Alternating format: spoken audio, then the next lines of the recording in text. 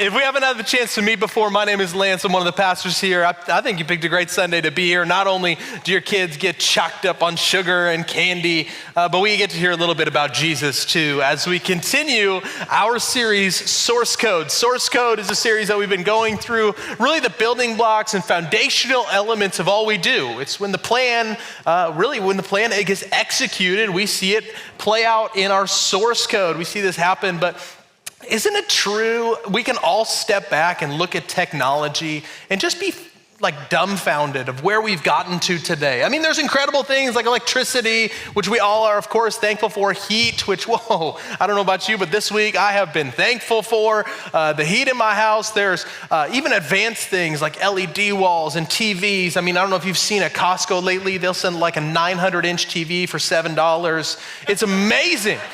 And then, don't even get me started on AI. You get to see the things that AI can do. It's exciting and troubling kind of all together, but AI is incredible to see. And even with all of these unbelievable advancements in technology, all the things that we're able to create, I still run into this. An unexpected error has occurred. Do you guys get that? I mean, I'm just sitting here on Outlook. I don't know what happened, and all of a sudden, an unexpected error has occurred. I'm like, I'm not on the dark web.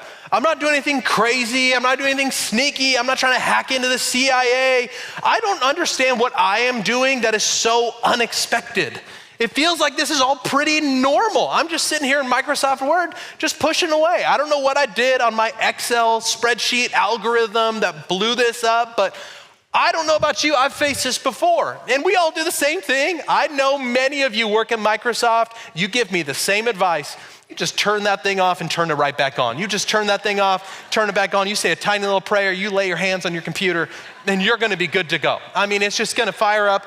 But isn't it true, unexpected errors happen, and even the things that we lay out well? I know the programmers, they go into so much depth and detail to plan for everything, and then all of a sudden, something unexpected happens.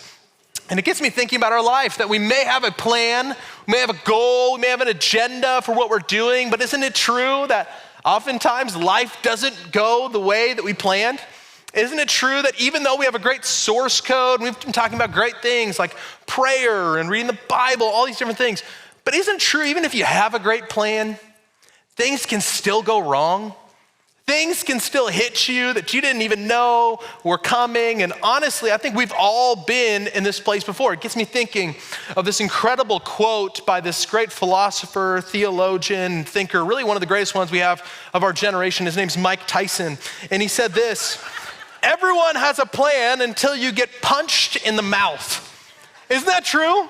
Everyone's got a plan until you get punched in the mouth. And when it came to fighting Mike Tyson, I mean, everybody had a plan. Here was his weakness. They'd have everybody breaking him down with coaches, and it didn't matter. That dude was built like a truck, and one punch came in, and he punched way more gracefully than this. You're already thinking, I could beat this guy up for sure. But man, he would land one truck, of a punch, and it would just knock people out. The only plan they had from there is a life insurance plan. I mean, it was everything. You'd see them, they'd stumble, they'd be disoriented, they'd be all over the place, and the plan goes out the window.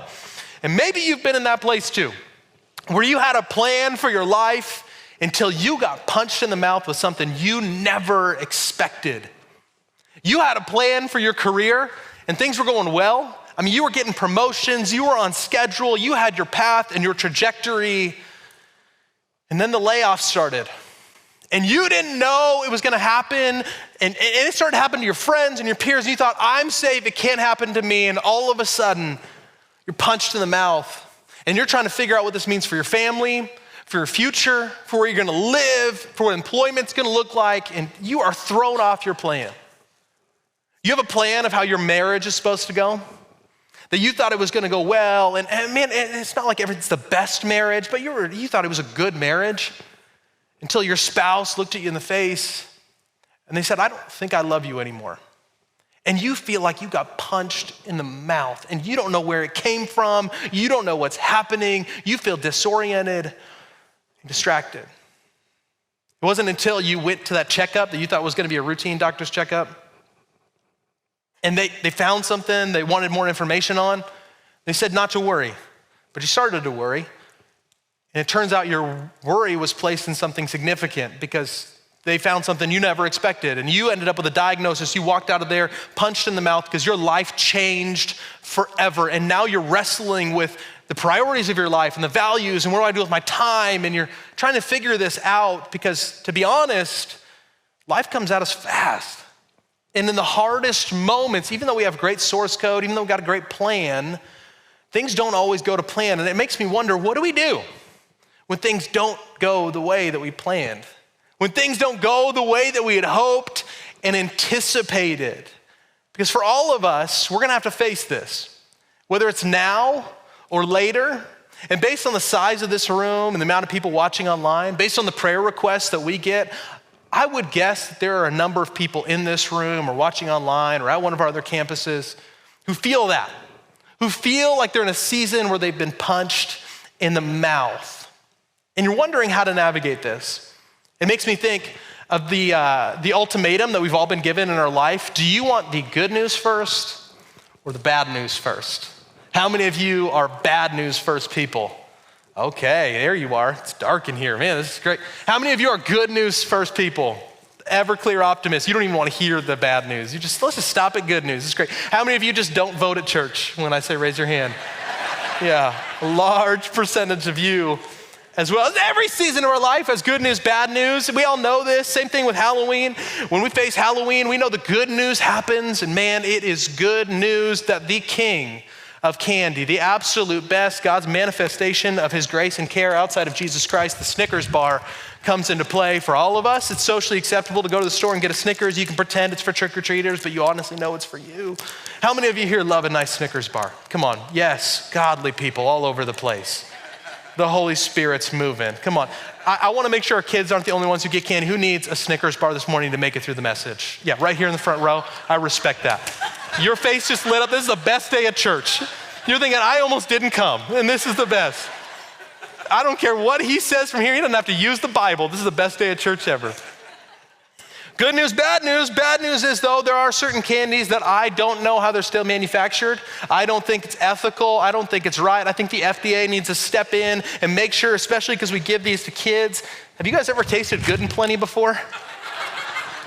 This has to be the most inedible product I have ever seen. We need a Netflix documentary. We need man of God right there. I mean, we need investigations. This is horrible. Anyone like Good and Plenty in here? You raised your hand after that preface.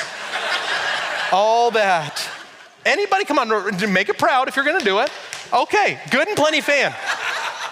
Listen, I'm gonna give this to you. I don't even want it near me anymore, but I'm gonna give this to you. Oh, intercepted. What a snag. Okay, that's great. Whoever eats that, I have way less respect for you, but that's okay. Just don't give it to kids, okay? I can't be tied to this when the FBI comes in for the investigation. That's disgusting. Good news, bad news comes in all kinds of ways. And the bad news that I want to start with, come on, you're smart. This is not going to surprise you. No, this is true. Bad news is God doesn't stop bad news. I wish he did. Oh, wouldn't it be nice if God just stopped bad news? I'm not even talking for everybody. That'd be nice for everybody, especially for those of us that are on his team though, right? Like that feels like the least thing he could do. He's all powerful, all knowing. Just stop bad news for us. That'd be great. My job would be so easy if people started following Jesus and bad things stopped happening to them. It'd be great. This place would be full all the time if just bad news stopped for followers of Jesus. You'd get saved, we'd hand you a little scratch or lotto ticket, you'd win, and just God bless you on the way out. It'd be absolutely amazing, but you know this to be true. If you've lived for more than 15 minutes, if you've followed Jesus for more than a day, you know that God doesn't stop bad news, that we still have to deal with it and wrestle with it. And it's trite to say, but it's real when we experience it. So what do we do? What do we do in the moments where we wish God would stop bad news, but we're still confronting it and we're left with this tough decision of, do I lean out or where is God? We're asking big questions and we're trying to figure out how to navigate it. The good news for all of us, though, is that the Bible talks so much about meeting people in the midst of their bad news. It really speaks directly to people who are hurting and feel left out. Today, I'm just gonna pick one of those passages, and I'm gonna be in the book of 1 Peter. 1 Peter happens in the New Testament after the death and resurrection of Jesus. It's written by a guy named, you guessed it, Peter, you already feel like a Bible scholar. This is great. It's written by Peter. He was a disciple, sometimes named an apostle, one of the core followers of Jesus. He had a front row seat to all the miracles, all the healings, all the provision, all the cool messages, all the things. He had a front row seat and he watched all of them. After Jesus' death and resurrection, he was challenged with starting the church as we really know it today. I mean, it's amazing the impact that this guy had and had some incredible things to teach us. He writes the letter of 1 Peter about 20 to 30 years after Jesus' death and resurrection and gives us some really phenomenal insights. He's writing from Rome at the time, and he's writing to what is now modern day Turkey, to a number of different churches we're about to see, and people groups who just feel left out, who just feel high and dry, who ultimately feel like they have been punched in the mouth. And so here's what we see. 1 Peter, here's where we begin. Starts with this. Peter, an apostle of Jesus Christ, to God's elect exiles. Super interesting. We're going to come back to that. Scattered throughout, all over the place. Here's what we see. The provinces of Pontus, Galatia, Cappadocia, Asia, Bithynia, Woodinville, Bothell, even the city of Seattle. I mean, everywhere. He's throwing his arms around everybody. And he's using these intentional words. If we punch back one, it's elect exiles. Isn't that interesting? He calls people elect exiles. Really the only other time that we see this word elect, and usually the word exiles, is in the Old Testament. The first half of the Bible happens before Jesus. When God chose to work through the Jewish nation, through the nation of Israel, he chose them as his people that he would show his love through the world through them. It's really amazing. He often calls them the elect, but they find themselves as exiles because culturally they don't always line up with the customs that are happening around them. So at one time, they're both elect and exiles. And so as we read all these amazing stories in the Jewish Bible, the Old Testament, and our Bible, we see these amazing stories of God moving. And these churches that he wrote to knew these stories, but were neither culturally nor ethnically Jewish. They were like many of us. They felt on the outside of it. So right away, Peter reaches arms wide to wrap these people in and include them in these miracle stories of God, calling them elect, even though they feel like exiles. Because you know this to be true. In the hardest moments of your life, you feel alone. You feel like you have no one around and no one will understand. Whether it's physically or emotionally, oftentimes we choose to isolate in the hardest moments. Because be honest, you don't want the feedback from other people. Either they're gonna give you feedback you don't need, and let's be honest, you don't need examples and you don't want their advice. Or they're gonna try and give you support, which sometimes it just ends up with clumsy words, and the last thing that you want in the hardest season of your life is pity. So you choose to isolate and remove yourself from people. And Peter, knowing this about humanity, reaches his arms wide to say, you're included in God's story. Don't leave yourself out. And he continues, and what he says next, I believe, is his hope, his promise, and his prayer for people through this whole book. This is his thesis statement. He continues and says this: grace and peace be yours in abundance. Grace, we all want it. Peace, we all love it. In abundance is what we desire. Abundance is a beautiful word. It gives me this word picture of my 3-year-old daughter. She loves her stuffies. Her little stuffed animals is the best. And because I'm a dad who's easily manipulated, I have given her 1,000. I don't even know, maybe 10,000. We've lost track. And when she plays with them, she doesn't want to play with 1 or 2 or 10. She wants all of them at once. So she gets wide saddled like only a 3-year-old could. She reaches her arms so wide, she gets all of them. She holds them on her neck and her chin, and she's like kicking them along with her too. She just does whatever she can. We go to the car, she's always walking like this with 10 stuffies. I'm like, we can't buckle all those in. She just wants so many. They're falling out everywhere. And this is beautiful picture of abundance that I see. And my prayer, and I believe this is Peter's prayer too, is he would want you to have that measure of grace and peace on your life. I don't think that's hard for you to get behind. I think you would sign up for that as well. How do I get grace and peace to that measure where it's just falling out? In the great seasons, of course, but even in the hardest seasons, it is falling out everywhere. You are just, people are like, is that dandruff? No, it's just grace and peace falling off everywhere. We would want that, we would aspire to it, but how we get it, that's where things get sticky. And the good news is Peter didn't write 2 sentences in this book of the Bible, he continued, and I think gives us really practical steps on how we get grace and peace and abundance in the hardest seasons. I simply titled it this, let's get really practical, making the best of life at its worst. Making the best of life at its worst. How do you do it? Making the best of life at its worst. Let's continue and see what Peter has to say. He says this, praise be to God, the Father of our Lord Jesus Christ. In his great mercy, he has given us a new birth. A new birth into what? He's given us potential for something. Into a living hope. Now, 9 a.m. failed at this, but it was cold, it was ugly, it was gross this morning. You're gonna do better. Follow me. Everyone say living. Mediocre. We'll get one more shot. Say hope. Hope. Wow. Okay, good morning. This is great. Into a living hope. Through what? Through the resurrection of Jesus Christ from the dead. It wasn't through your own tenacity or good works or because you were a good person or sent out good vibes into the world. You have a living hope through the resurrection of Jesus Christ from the dead. A living hope, which makes me realize this, that Peter's tipping his hand right away. We need to realize that you need to invest your hope wisely. You need to invest your hope wisely. We have a finite amount of hope, and where you invest it, you have to be strategic because you will get a return on your investment. The principle stays true. I have to admit something to you because this is church and it's good to get off my chest. High grace level, low shame level here at Timberlake. Every time I walk by one of those lotto machines and it's at $1 billion, I'm not talking 500 million. That doesn't even change my life. That does nothing. Now turn it down. I wouldn't even want it.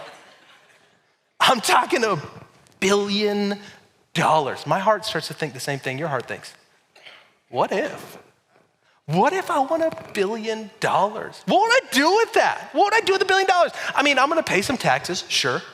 I'm gonna give the first 10% to God, glory to God. This is gonna be amazing. It got quiet, even though I just want a fictional $1 billion, people. You don't have to feel bad, but it's okay. Like I have plenty of room to be generous. And in this, I start to wonder, what would my house look like? You know? I mean, talk about misplaced hope. Every time I get on Zillow or Redfin right now, I'm like, Lord, I could do it. No, you probably couldn't. Not on the east side. But we get to this place where we're trying to figure out, and I start to wonder, what if? And then I'm smart, like every one of you. And I think nobody wins the lottery. But what if, right? And you think, and you strategize, and you misplace your hope so regularly. That's why your friends and your family told you that you should delete his phone number and you should never text him back, that he's never gonna change, he has always broken your heart, and you know it to be true. But you called him anyway, because you thought this time's gonna be different, and he's not gonna be the same. It's gonna be better this time. And guess what? He still sucks. And you get to a place where you walked into it and you thought, how could this happen to me? I got fooled again. It wasn't supposed to be this way. It was supposed to be different. You got a new job and you thought, man, my manager interviewed so well. This is gonna be so better. They talked about work-life balance. Oh, what a blessing. This is gonna be incredible. Until it got to the end of the fiscal year and you knew it was coming and they knew it was coming. It was Sunday, you're in church and it was great and you thought, no way. And your boss texts you, hey, it's urgent. And you thought, how could I be fooled again? I thought this wasn't gonna be this way, but you have mismanaged your hope into people or circumstances or titles or future or money, and you've placed it in all these things and your return on investment feels so shallow. That's why we see this thing in Proverbs 23:18. There is surely a future hope for you, and your hope, what? It will not be cut off. There is a future hope. Should you invest it wisely? There's a future hope for you should you place it in a living and active hope. In Jesus is where we're called to place our hope, even though it might seem hopeless. Because you and I have all been in situations that we have declared hopeless. We look at it and we think nothing's gonna change, it's always gonna be this way, and we just make this declaration. Gets me thinking about the three emails that I have received this year alone from Red Robin declaring it National Cheeseburger Day. Three times it's been National Cheeseburger Day. I'm saying you don't have the right. I get the marketing. 3 is a little obnoxious. The other day I saw on social media, it was Left-Handed People's Day. I said, who gets to choose that? Who gets to decide that? I'm gonna see next week, it's National Buy Your Wife a Purse Day. And I'm gonna look at my wife and think, you did this. You don't get to just declare it. You don't just need to send it out there, but we make these hasty declarations all the time. Silly examples, but you know you've done it in your life too. You've declared a relationship hopeless, a tension hopeless, a job hopeless. You've declared it hopeless when God is still a living hope. And he said, time out. I may not be done yet if you choose to invest your hope wisely. Or, this is my favorite, you get feedback from somebody else, somebody outside of the situation, and they tell you that it's hopeless. But isn't it true we are oftentimes the worst critics of people and experiences we've never had to experience before? The other day, my wife and I were watching a classic film. I hadn't seen in over a decade. Young Leonardo DiCaprio in the Titanic. It was great. I mean, we invested all 18 hours it took to get through that film over a number of different nights, and we're watching it, and I'm about to ruin the ending. If you don't know the ending, I mean, you had a lot of time to watch the Titanic, but sorry. At the end, the ship is sinking, and I'm on the edge of my seat, and I see these actors running everywhere. I'm on the edge of my seat, and wouldn't you know it, I am just yelling at the television. I am like, don't run towards the water, run away from the water. Like, Jack, get on a door, get on a door. Like, I am just yelling at everywhere. It's like a dead end. What are you thinking? What are you thinking? And my wife had to pause the movie. She looks at me and she says, are you criticizing fictional people on the Titanic? And I said, yeah, they're idiots. What are you doing? Why would you run that way? What were you thinking? And something flared up in me in that moment when all of a sudden I was face to face with the critic that is inside of me that is so natural to come out. I was criticizing people on the Titanic. She said, have you ever been on the Titanic? I was like, no, but I'd do it better, you know? And if you're honest, I'm gonna get in your business a little bit here. I think maybe God would be convicting you in this moment that if you're really honest, you provided a strategy or help or advice, but you were oftentimes so critical of situations and people who are close to you who you've never had to experience what they've experienced. And you tear them down, you make them feel horrible for the decisions that they've made. And I'm just telling you, Jesus provides another alternative. I get it's natural, I get it's easy, I get it's all of our desire, and that's all of our tendency if we don't leave it unchecked. But would you check that desire and instead, could we be a place that provides living hope to people? Could you imagine if Timberlake was known for a place of living hope? That regardless of what last night or last week or last month or last year looked like for you, that you could come into this place and find a hope, a grace, and a mercy through Jesus. Could you imagine what our church could look like? I think it could be significant. We continue. Point number 2, we're gonna get there. In all this, we'll go back and read the verse first. Sorry, that was my bad. In all this, you greatly rejoice, though now for a little while you may have had to suffer grief and all kinds of trials. I love this tension, rejoicing and grief and all kinds of trials. That somehow in the midst of grief and all kinds of trials, we are expected to rejoice. It doesn't make any sense, and it forces us to be honest about this tension between trust and responsibility. This tension that we face between trust and responsibility, and how are we gonna steward that tension? How do we figure out what to do with it? Because in every situation, the good and the bad, we have to figure out what our place to own is. We can't abdicate some of our responsibility, like our mindset, our thoughts, and our feelings. Those are for us to navigate. But there's certain things that are outside of your control that you are going to inevitably have to trust to God. And how you figure that out, how do you manage that, is gonna be up to you, because for all of us, we naturally drift towards one or the other. For some of you, you're high control people, and trust is a challenge. You like to do things on your own, work it out, especially in the hardest moments. You're gonna put your head down and work it out and make it out the way that you always do. If we're not careful, that leads us to a really prideful disposition. And if you're on the other side of things and you're just too quick to trust, sometimes you just place your trust in any old thing and you just abdicate all responsibility and you say it's everybody else's fault to figure out how to manage me. And at the end of that, you really need to work out what is your responsibility to own and steward, because sometimes we get a bit neglectful in the middle of it. It makes me think of the Old Testament story, Daniel. Daniel in the Old Testament, if you're not familiar, Daniel had this incredible stories. He tried to follow God numerous different times in a cultural and context that did not want him to do anything with it. He kept trying to follow God with his life and just had these terrible things heaped upon him. In fact, in one point, Daniel was trying to worship God and they threw him into a den of lions to be eaten. Can you imagine this? And I saw this painting not too long ago of Daniel in the lion's den. It's just such a challenging and inspiring painting. We see these lions, you see ribs, they're hungry. You see bones like it's Indiana Jones on the ground. They are just, this one's eyeing him. It is just done with. But then you see Daniel in this beautiful posture of the thing he can control, looking heavenward to Jesus. And I think, how unrealistic is this? I mean, I would be turned towards those lions, ready to fight that thing. I'm gonna tie their tails together. I'm gonna throw sand in his face. I'm gonna get that one.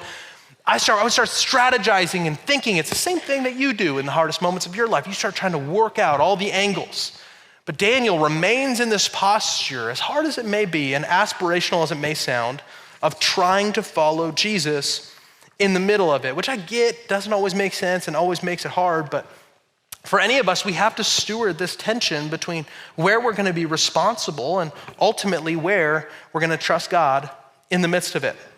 I want to take a quick pause from the message. Last week, our lead pastor, Pastor Ben, made an announcement. Many of you may have heard it, maybe you may have seen it, that he is going to be transitioning from his role out of lead pastor, taking a step back. He'll still be around the team and everything, but he'll be taking a step back in his role for lead pastor. And we've known this is coming for a little while with some health concerns and honestly some things that God is calling him to that just seem new and different, and we're really excited about it for him. But I realize we've had a little more time to process, and you've maybe had a week. Maybe today is the first day that you're finding out about this. And I get it's so challenging. You sit in one of these seasons where maybe this announcement felt like a punch in the face to you, where this is hard. And at the same time, you're called to do these two things, to really trust God even though it doesn't make sense, that it's hard, and you've had so many great memories together, and he's maybe been an integral part of a spiritual season of your life. And so it's hard to trust God in the midst of it, even though we see God's provision and bringing Pastor Dave, and he's gonna be phenomenal, all that, it's bittersweet. And as much as you're excited to see Pastor Ben moving on and like really fulfilling what he feels like God is calling him to do, we still sit in this moment of how do we trust and how do we take responsibility that even though we're trusting God to work in it, at the same time, maybe we're gonna take a new call upon ourselves. This isn't a season to check out. This is a season to lean in and see God move in new ways, to still take ownership of finding my next step, being a part of God's kingdom here and bringing the hope that it does all over the place. I don't know what it looks like for you, but I would just encourage you this. Pastor Ben would never ask me to do this. He doesn't know that I'm doing it, so I might not be here next week, who knows? But I would really encourage you to make November 12th, that Sunday, a priority. Circle it in your calendar. It's a weekend where we're gonna take to just celebrate Ben and his family. And if he's had any part of your faith story, let's make him feel so celebrated. Let's crowd surf him around the auditorium on that Sunday. It'd be great, even up in the balcony. Let's make it dangerous. But I think what a cool opportunity to celebrate him. And we'll get back to the message now. But I really think that'd be significant if I have room to challenge you. Would be that. How are we gonna trust the Lord in the midst of it? It makes me think of this verse Pastor Ben said so many times, and it's always stuck true to me. It's in Proverbs. Trust the Lord with all your heart and lean not on your understanding. In all your ways, submit to him. And he will make your paths straight. Because when you've been punched in the mouth, nothing is more disorienting. And trying to figure out what your next right step is can be so hard. My 5-year-old daughter started kindergarten not too long ago. And of course, we're on the east side. She's got lots of homework. We're just driving them to excellence. She's got this packet of homework that she brings home from kindergarten, and she's got a month to do it. It's all these little worksheets. It's mostly like writing her name a bunch of times and finding different shapes and working on her letters and her handwriting. It's great. But it's a lot of work to do. And she's like her dad, and sometimes she'd rather be around people than doing work. And so we told her as the month end was getting closer, hey, if you finish this up, I know this wasn't a great idea, but we told her I'd put a benefit on the other side for you, and I would take you to your favorite place, the place that every godly, anointed suburban woman loves, Target, and I would let you buy this little toy that you've been hoping for. You made me pause the screen so many times on the TV during a commercial. You want this toy. So she worked hard, she was grinding, she was doing her thing, and she was working really hard. She finished up her packet. We were so proud of her. We threw a little party. We were celebrating in the car. We're turning up music. We're dancing. We're walking down the aisle. She's strutting down Target to get to this toy section. She knew where to go. She turned the corner. And have you ever had to tell a kid something they really want to happen wasn't gonna happen? Doesn't end well. Because we turned the corner and right there where the toy is supposed to be, it's empty. And she looks at me and I look at her and I look at the section and she starts to piece it together. And right there, I see every daddy trust issue blossoming for therapy right there in that moment. And she starts crying, just tears, snot, all of it. I mean, it was just like just an ugly cry in the middle of Target. You know what she didn't need? She didn't need me to explain supply chain logistics. She didn't need me to say, like, the marketing did great. If only they had AWS, they'd be really in better shape. But shout out to my Amazon people, I got you. But if they would have marketed less well, the manufacturing cycle, baby, it just didn't happen this time. But the good news is it's sold through. And so they're gonna induce another manufacturing cycle. It might be an increase in price. That's a bummer for dad, but not for you. It's okay. We're gonna restock and we're gonna make this happen. She didn't care because she wasn't thinking. She was feeling it. She was experiencing it. It isn't true, just like a 5-year-old in the hardest moments of our life. We ask the question why, we try and intellectualize, but that's not really what we want to hear. We ask the people around us, you might be bold enough to pray to God, why did this happen? But everything falls short because she was feeling it. So I did exactly what I thought every good dad should do, and I got down on my knee. I looked her in her tiny little face. And I lifted up her little chin because she was so sad and tucked up. And I wiped off all of her snot and stuff on my sleeve. It was gross. I looked her in the face and I said, Winter, I know you're so disappointed right now. And I don't blame you. You worked really hard. And I bet you're kind of mad. You're frustrated, probably really sad. And I think you deserve to be. But I just need you for a moment to trust me and know that I'm gonna get you this toy. It just probably won't happen today. And I wish in like a really cool pastoral parenting moment, I could look at you and say, in that moment, she stopped crying. She threw her arms around me and we skipped out of Target. She didn't. She kept crying. She was frustrated and disappointed, but she knew I was there.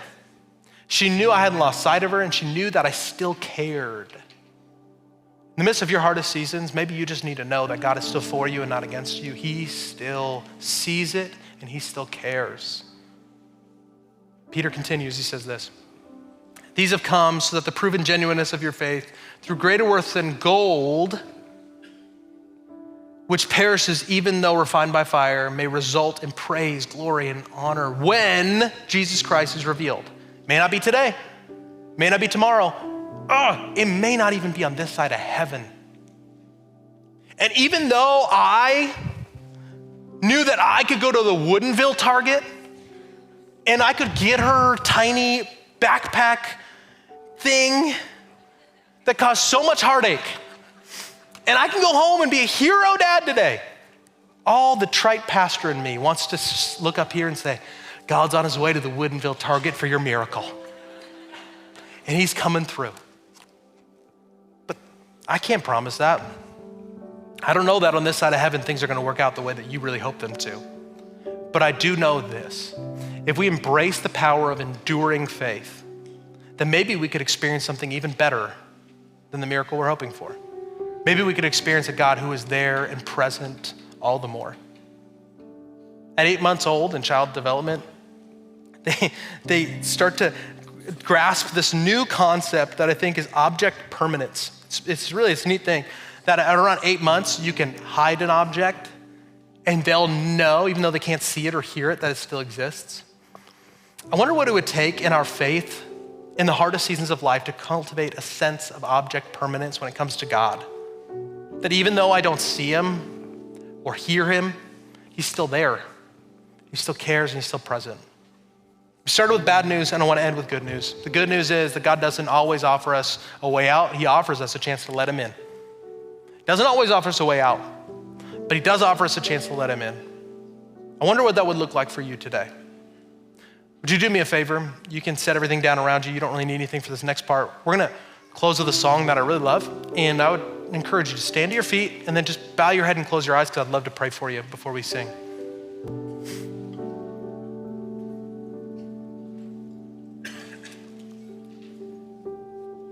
Let me pray. Heavenly Father, I know there are people hearing this, whether now or somebody sent it to them later, that need you to be near.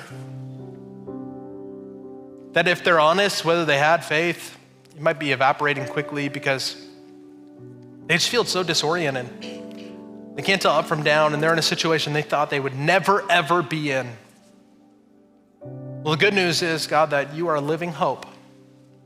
And today I pray that people here would experience it. That whether they feel like they have the courage or the strength to reach out to you, that you would be so close they could sense it. That God, is not through words or a convincing argument, but simply through your tangible presence, that we start to find hope, even in the hardest situations of life. That God, you are there, whether we can hear you, whether we can see you, we know it. I pray for people in this room to experience you in that way, and when they do, I pray the same words as Peter, that we would have grace and peace in abundance.